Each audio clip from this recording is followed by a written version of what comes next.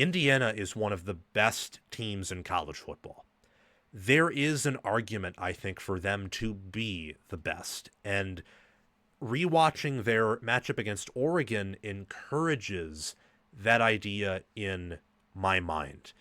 Look at what Oregon just did to Rutgers. They had to travel across America. And I know Rutgers does not have a good defense, but Rutgers is a really good offense, or at least did before this Saturday. They had to travel across America, coming off of an emotional game, classic letdown spot, classic trap. Before I continue, liking the video, watching the video all the way through, and commenting your thoughts down below are the best ways to support the channel, as they help push me into the algorithm, help me to receive a larger paycheck that I can use to reinvest in producing elite analysis for you all. Subscribing to the channel, hitting the notification bell, sharing the video around, and supporting us in other ways that you can find out via the description are other awesome ways to support our operation at College Football with Sam. We are becoming the best. We want to be the best. Thank you all for making that possible. They lead 56-3 at the end of the third quarter. Kaliakmanis didn't even complete, I think, 33% of his passes. He had an all-time low QBR and passer rating in his time at Rutgers, and an all-time low ever since the 2022 season when he played as a true freshman for Minnesota in passer rating. I mean, my goodness. Oregon just poured it on Rutgers, just like they poured it on everyone else, how they should have poured it on Penn State, but Penn State had a comeback attempt in the fourth quarter. Everyone but Indiana. Indiana won convincingly, to say the least. So I want to talk about some of my takeaways, where they won and they beat Michigan State, and they made it look easy even with the slow start on defense, and Oregon also beat Rutgers. So I'm now looking at this from more of a 50,000-foot thing rather than I just got done watching it on my TV and oh my gosh, I'm filled with emotions because it was a great back and forth game.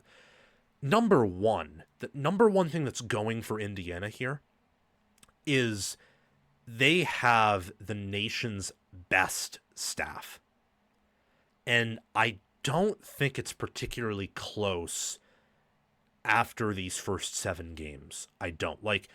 Don't get me wrong, Ohio State and Oregon are very close, and I would say Georgia is too, and there are probably some other staffs who could fight for that.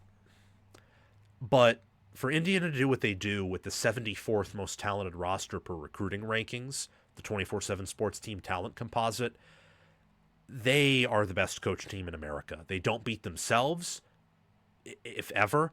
The 2 times they've beaten themselves this year, I would argue, are really the 4 times. The 2 long QB runs against Old Dominion, the pick 6 against Oregon, the pick thrown against Iowa, and the busted coverage against Illinois and the busted coverage against Oregon. That's like 6 total plays in 7 games. Most teams have more plays than that where they have, beaten themselves. Even if it's in things that aren't as noticeable as where Indiana allowed busted coverages, those are touchdowns. For Michigan against Wisconsin, their tackle gets blown up by a defensive end and they give up a 5-yard TFL. For Ohio State, Tegra Shabola's blocking Carson Hinsman on a run play for whatever reason. The best teams even have a few moments where they beat themselves. That happens with Indiana. But they coach up these players to such a degree that I can't compare them really to any other staff. I don't know if any other staff would do this type of job. So I kind of default to having Indiana as the best staff in college football. Not necessarily the best team, but they have an argument for that I'll lay out here too. And that really starts from their lines of scrimmage. So Indiana has a 10.3% havoc rate margin. They only allow their opponents to force 7% of Indiana's plays to be a TFL, a sack, a turnover, a stuffed run, a pass defended, etc. Indiana forces their opponents to take those plays 17% of the time. they do a they do a phenomenal job of getting pressure, forcing turnovers, forcing punts. Their stop rate is top 10. Um, they're so dominant on the lines of scrimmage. They they take the pedal to the metal. They don't let off the gas rarely, unless it's the fourth quarter and they're already up by 4 scores. And Cignetti always looks pissed off. Always. Like, he's never satisfied. I think that's another hallmark of a great coach. Never satisfied. You saw it with Saban, and I think Cignetti learned that from Saban.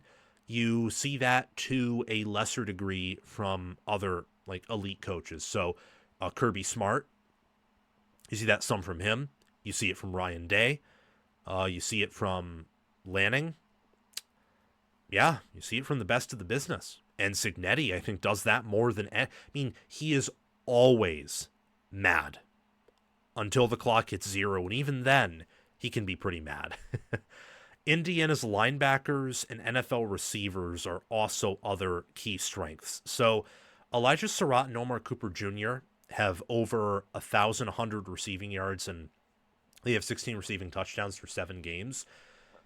Indiana, if they win out, is going to Indy. With 13 games, I imagine Indiana has a really good shot at getting 2 1,000-yard receivers, 2 receivers with 10-plus receiving touchdowns. Mendoza is a Heisman frontrunner. I should have put him up here as a strength. But Indiana has so many strengths, and Mendoza is the first that comes to mind. So I wanted to go with some other out-of-the-box areas. And rewatching that Oregon game reminded me of how elite Indiana's receivers are. I actually gained more respect for the receivers on the rewatch because Oregon didn't really do anything poorly in the secondary. They covered well. They stayed with their man. They were disciplined. I mean, that's why they had the pick 6. That's why Mendoza had to throw the ball away at times. Indiana just made better plays. They made the one-handed catches.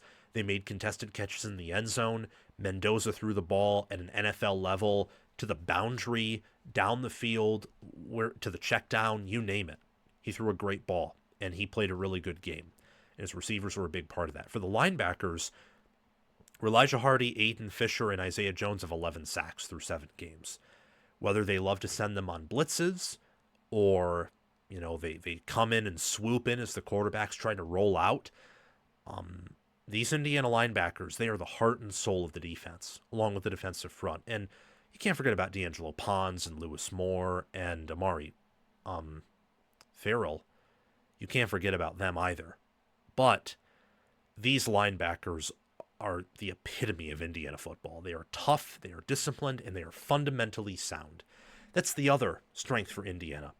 They are the most fundamentally sound team in football. They do not beat themselves. They don't. The one time they did against Oregon, outside of the pick 6, which was a great play by Finney, were when Oregon stemmed on the D-line and Indiana just kept false starting. And at the end of the day, that actually didn't even really matter. If they didn't, think about it this way. If those two teams rematch, even if Oregon makes better coaching adjustments, but Indiana doesn't react to the stemming that way, Indiana could win by like 17 points based on how that game went. It didn't prevent Indiana from winning. I mean, they are that fundamentally sound. And watching them progress from last year to this year has been an impressive case study. Let me tell you. I mean, that's been phenomenal watching what Indiana does. It's crazy. So their strengths, I think, are that Indiana is college football's best team solely when looking at 2025. When you factor in priors, Ohio State's better. Oregon's maybe better when factoring in priors. But at the same time, they're pretty close to Ohio State. So it's hard to say that Indiana is definitely worse than Ohio State looking at priors and definitely better than Oregon. There has to be nuance there. Could be worse than Alabama when looking at priors. If you only care about priors and BCR, then Indiana's not a top 5 team, which at that point I'd throw your whole opinion out because clearly they defy the rule to a certain degree. If you only look at 2025 and don't care about priors, which I also think is foolish, but not as foolish as only caring about priors for sure. Then Indiana right now is your number one team, and it's Ohio State or Oregon who's number 2 or 3. FEI has it like without priors, it's Indiana 1, Oregon 2, Ohio State 3. I think without priors, I think actually without priors, Ohio State would be first in FPI, Indiana would be second, and Oregon would be third. I think that's what ESPN's efficiency metrics are. I think are teams' numbers factoring out priors, I think is what efficiency is. And Ohio State's number 1 there. So Indiana's a strong team that I absolutely love. And I like them along with Ohio State, Oregon, and Alabama to be in that tier 1 of teams that I think are going to win it all when it's all said and done. Let's give some critiques, though. And a lot of this is really nitpicking, so we'll go over it pretty quickly. Indiana, it would benefit them, and especially Mendoza, if the right side of the offensive line could improve in pass protection. I also think that Indiana's rushing attack, I know it was against Iowa and Oregon, who they are among one of the better run defensive fronts in America, especially Iowa, but it was inconsistent at times in both of those games. It was good, but not great. And even in the MSU game, it struggled pretty early. The rushing attack did. And then as the game went on, as Indiana really uncorked that secondary and passing attack, they were able to run the ball in the end. So having a more consistent ground attack and better protection, a lot of that relies on the offensive line, but also scheme when Indiana likes to run. That could help. Indiana's typically good for giving up one busted coverage per game. The Oregon game showed that. Michigan State was able to find their way in between the zone for really the first 2 drives, and you saw that against Illinois. Tightening that up a little bit. Again, some of that might just be due to the scheme. You're always going to give up one of those. I don't know. Michigan in 2023 was kind of like that, where outside of really the Alabama game, they gave up a deep shot every game. But outside of that, they were pretty much perfect. I wonder how much of this is like even realistic, because Indiana's already so good, and I'm not just nitpicking here. I think one area where I'm genuinely not nitpicking, or maybe 2 areas. So for Oregon, that's Dante Moore's awareness, and also the lack of weapons outside of wide receiver 1 and tight end 1. For Ohio State, it's not nitpicking to say their run blocking O-line and running back room, and maybe a little bit of tight end blocking. You want to desire more out of that. And special teams could go for Oregon and Ohio State too. For Indiana, the areas which are not nitpicks, but probably some genuine concerns, are wide receiver 3. So EJ Williams has been good, but having him be great, that would be very helpful. Because, you have two really good receivers, but imagine if you had a third, what that could do with the passing attack you have. And 5th and final is the talent. This is more so for the future. You can't change this now, but that could be a concern down the road. Indiana's already defied it against Oregon.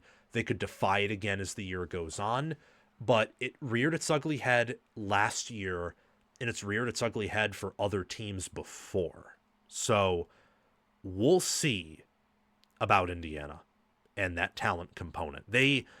I think they are the best team since 2023 Washington at alleviating that. And there are some similarities there. NFL receivers, first-round NFL QB. Indiana's not quite as talented as a receiver, or maybe not as talented as O-line as that Washington team was, but to compensate for that, they have a much better defense, for example. They are the best team since that 2023 Washington team at, I think, kind of defying that blue-chip norm. But even Washington ran into 2023 Michigan and just couldn't do anything. So we'll see what happens. I think Indiana, especially just given what they've shown me already, is probably going to do a better job at scaling talent than even that Washington team did.